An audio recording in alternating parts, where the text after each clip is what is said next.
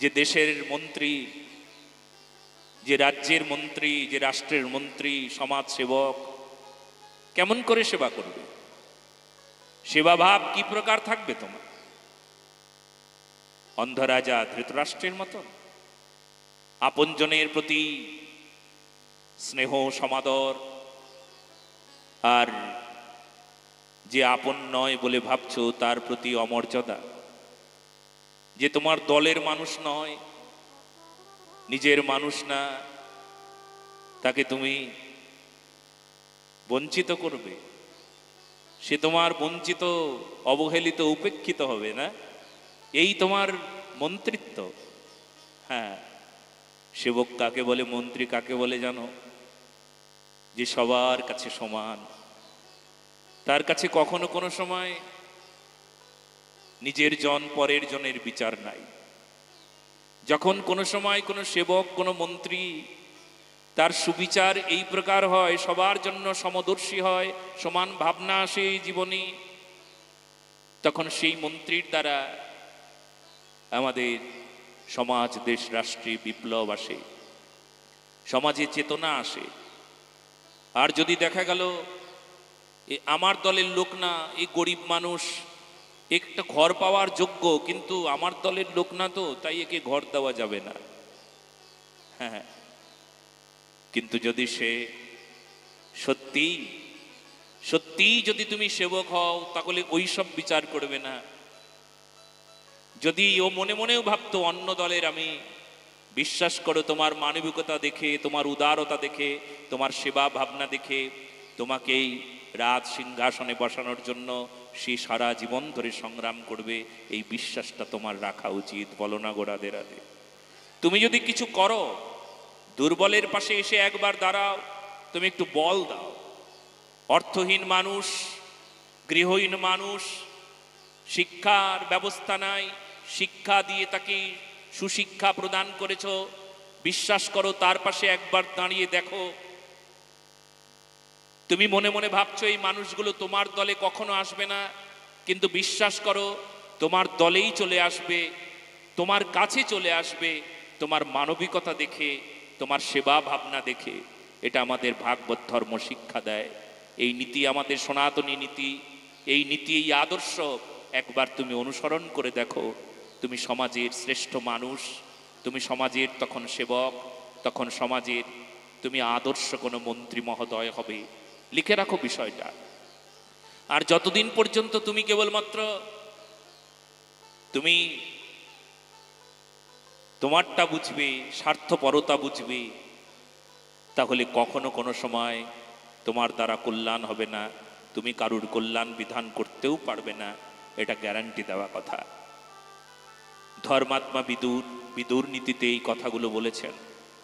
এই জন্য ভাই, তোমার শুধু চোখ নাই তা সত্য কথা নয়, তোমার সব শেষ হয়ে গিয়েছে। চোখের সঙ্গে সঙ্গে তোমার বুদ্ধি, বিচার, শুদ্ধতা, তুমি রাজা, তোমার রাজগুণ থাকা উচিত, সব শেষ, কিচ্ছু নাই। কেন নাই জানো? একটা জায়গা থেকে পচন ধরেছে। এই পচনটা কোথায় থেকে ধরেছে জানো? এই যে সন্তানের প্রতি অধিক স্নেহ, নিজের প্রতি অধিক স্নেহ, নিজের জনের প্রতি তোমার বেশি আধিক্যতা, এটা রাজাকে কখনো মানায় না, মন্ত্রীকে কখনো মানায় না। মন্ত্রী তো সবার জন্য সমান হবে। বলো না গো রাধে রাধে? এ আমাদের সনাতনী শিক্ষা, এ আমাদের ভারতীয় শিক্ষা। এই জন্য না, দেশকে যদি সুন্দর করতে হয়, এই সনাতনী শিক্ষায় আমাদের দেশকে সুন্দর করতে হবে, আমাদের রাষ্ট্রকে সুন্দর করতে হবে সনাতনী শিক্ষায়। সনাতনী শিক্ষার পরম্পরায়, গুরুশ্রী পাদ পদ্মের আদর্শে যদি কখনো কোনো সময় রাজমন্ত্রকেরা, রাজমন্ত্রী তারা যদি কখনো কোনো সময় তারা বিচার সেই অনুভব করে, তবে তাদের জীবন চরিত্র সুন্দর হবে। এটা লিখে রাখার বিষয়। আর যদি তোমরা কেবলমাত্র রাজনীতি করো, কিন্তু রাজনীতির সঙ্গে ধর্মনীতিকে যুক্ত করলে না, তাহলে সেই রাজনীতি কেবলমাত্র মানব কল্যাণী কোথাও গিয়ে পৌঁছবে না, এটা গ্যারান্টি দেওয়া। কারণ রাজনীতিতে যদি কখনো কোনো সময় কূটনীতি এসে পৌঁছায়, আর কূটনীতি যদি কেবলমাত্র স্বার্থপরতার বুদ্ধিকে সামনে রাখে, যদি রাজনীতি কখনো কোনো সময় যদি অন্যের ধ্বংসের কারণ হয়, তাহলে সমাজকে তুমি কি করে সুন্দর করে গঠন করবে, এটা একটা ভাবার বিষয়। এটা কেউ ভেবে দেখেছে একবারও? সেই জন্য আমাদের ধর্মনীতিই পারে রাজনীতিকে সুন্দর একটা মাধ্যমে জীবনের সমস্ত দুর্ভাগ্যকে দূর করিয়ে দিয়ে সমাজকে, দেশকে, রাষ্ট্রকে সুসংস্কৃত করতে, পবিত্র করতে, সমাজের অব্যবস্থাগুলোকে দূর করতে, সমাজের ভেদ ভাবনাগুলোকে দূর করতে এ আমাদের ধর্মনীতিই পারে। ধর্মনীতিকে গোঁড়ামি বলা ভুল হবে। ধর্মনীতিতে গোঁড়ামি নাই। তোমরা হয়তো ধর্মনীতিকে গোঁড়ামি বলো, গোঁড়ামি নাই কোনো। ধর্মনীতিতে কুসংস্কার নাই। কুসংস্কার তো ধর্মের মধ্যে প্রবেশ করেছে মাত্র, ও ধর্মের কোনো অঙ্গই না। ও ধর্মের অঙ্গ না, অথচ প্রবেশ করেছে, তোমরা তাকে ধর্মের অঙ্গ বলে মনে করো। এই জাত পাত বিচার আচার এই সমস্ত ধর্মের কোনো অঙ্গ নয়, এটা কুসংস্কার। বলো কি কুসংস্কার? বলে হ্যাঁ, কারণ ধর্মেই কেবলমাত্র জাতপাতের বিচার নাই কেন জানো? সেখানে প্রেমের বিচার হয়। যেই ভজে সেই বড় অভক্তহীন ছাড়, কৃষ্ণ ভজনে নাই জাতিকুলাদির বিচার। ধর্মে কখনো জাতকুলের বিচার নাই, অথচ মানুষ সেই ধর্মের মধ্যে জাতকুলকে প্রবেশ করিয়ে ধর্মকে কলঙ্কিত করেছে, ধর্মের পবিত্রতাকে বিনষ্ট করেছে। কাজেই আমরা ধর্মকে কখনো গোঁড়ামি রূপে দেখি না। ধর্মের মধ্যে কুসংস্কার প্রবেশ করে আমাদের ধর্মের পবিত্রতাকে নষ্ট যারা করেছে, তারা এই বিষয় সম্পর্কে জানে না। সেই জন্য আপনার জীবন চরিত্র, হে ভাই, আপনার ওখান থেকে পচন এসেছে, আপনার পুত্র স্নেহের থেকে পচন এসেছে, আর সেই পচনে আপনার জীবন শেষ করে দিয়েছে। আপনি তো অন্ধ, কিন্তু আসলে আপনি পুত্র স্নেহে অন্ধ। আপনি অন্ধ, কিন্তু শুধুমাত্র চোখে দেখতে পেতেন না, এটা আমরা ভেবে নিয়েছিলাম, কিন্তু আসলে না। আপনি যেমন চোখে দেখতে পান না, ঠিক তেমনি কানেও আপনি ভালোটা শোনেন না, খারাপ শোনেন। হ্যাঁ, নিজের প্রশংসা শুনতে আপনার কান খুব আনন্দ পায়, যেমন মানুষের হয়। নিজের প্রশংসা শুনবার সময় কান কুত্তার কানের মতন খাড়া হয়ে যায়, কি ভালোই না লাগে। তবে অন্যের নিন্দা শুনবার সময় কুকুরের মতন কান খাড়া হয়ে যায়। এ বড় ভয়ঙ্কর, এ বড় কঠিনতম বিষয়। আপনার জীবনে এই দুর্ভাগ্য কখন আসবে জানেন? অন্ধরাজা ধৃতরাষ্ট্রের মতন আপনার জীবনও শেষ করে দেবে, সর্বনাশের জায়গায় পৌঁছে দেবে। এই জন্য পচন যেন না ধরে। যেখান থেকে পচন শুরু হয়েছে, শরীরে কিছু কিছু রোগ আছে, ব্যাধি আছে জানেন, অনেকটা ক্যান্সারের মতন মারাত্মক। কেমন জানেন? ওই যেখান থেকে পচন শুরু হয় না, সেই জায়গাটা কেটে ফেলে দিতে হয়, বাদ দিতে হয়। সে অঙ্গটা যতই প্রিয় হোক, যতই সুন্দর হোক, যতই সেই অঙ্গটা আপনার জীবনে প্রতি মুহূর্তে প্রয়োজন পড়ুক, কিন্তু অঙ্গটা যদি আপনি না কেটেছেন না, ধরুন হাতে পচন ধরেছে, হাতটা যদি আপনি বাদ না দিয়েছেন, তবে আপনার সারাটা শরীর পচিয়ে দেবে। হাত কেটে বাদ দিয়ে দাও, ওই স্থানটা কেটে বাদ দিয়ে দাও। এই পুত্র স্নেহের যে পচন আপনার জীবনকে শেষ করে দিল, আপনি ওই পুত্র স্নেহের পচনটাকে কেটে বাদ দিতে পারলেন না।